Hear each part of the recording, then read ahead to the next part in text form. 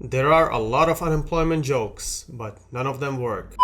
Here's a question for you. What happens when you combine a sudden surge in inflation, an increase in retirement, worker shortages, a shift to work from home, and not to forget, a multi-year global pandemic? The answer, according to most experts, is the Great Resignation of 2021 and 2022.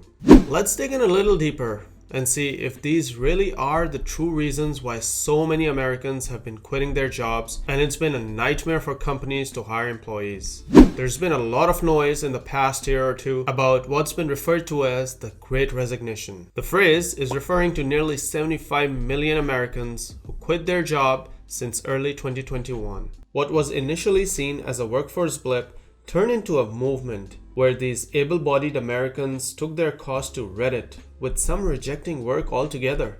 Initially, the perception was that a lot of these workers wanted to work remotely because prior to the pandemic, these workers had never experienced working from home. While working from home trend was already picking up prior to the pandemic definitely accelerated this work trend.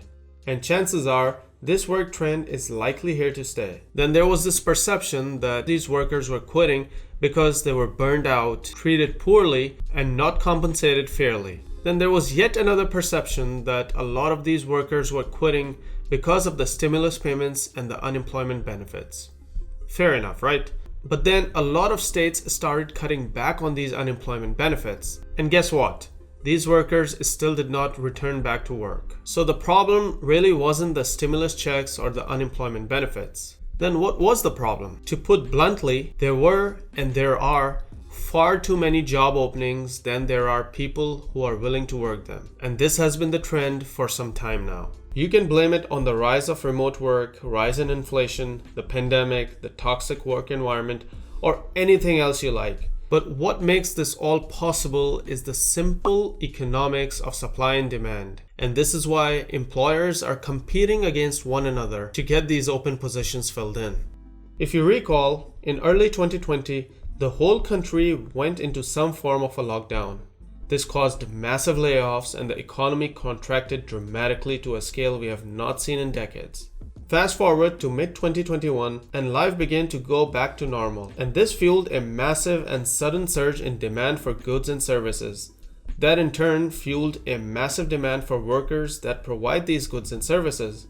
The same companies that laid off millions of workers needed to scale up, and they needed to scale up fast. So what did they do? They went on a hiring spree, thinking that workers would rush to apply for these job openings. And boy, were they in for a surprise. For the first time, these companies needed the workers more than the workers needed the company. And workers genuinely had more leverage than the companies. And this, in essence, is the meat of the matter. And you only need to look back to December 2019 to do a quick comparison. According to the Bureau of Labor, in December 2019, the new job openings were roughly 5.9 million, whereas the number of unemployed were close to 5.8 million. This means that if you quit your job back then, getting a new job would mean competing with many other able candidates. And this is how employers have liked it for a very long time.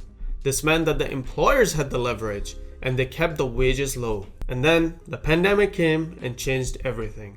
I've read so many articles about why workers are quitting, arguments about workers wanting more dynamic workforce, while others considering this a workers' movement, teaching these big firms a lesson and blah blah blah.